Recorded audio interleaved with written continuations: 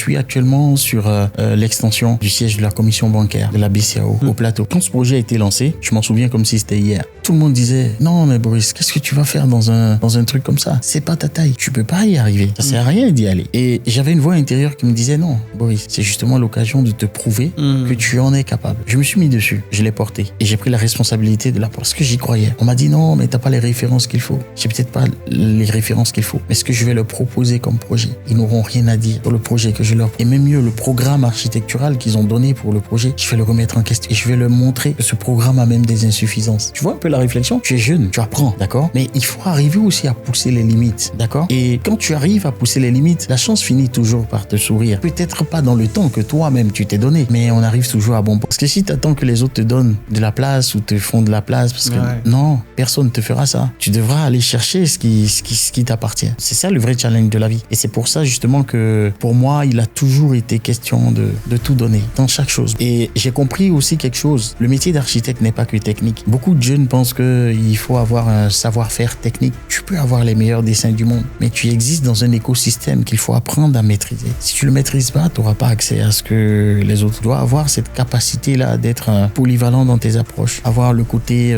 crayon. Oui, dès que tu le fais, on sent que c'est toi. Tu as une écriture singulière. Mais il y a aussi les rapports avec les gens. Comment est-ce que tu tisses ton réseau? Qui sont les membres de ton réseau? Quelles sont les opportunités que ce réseau t'offre?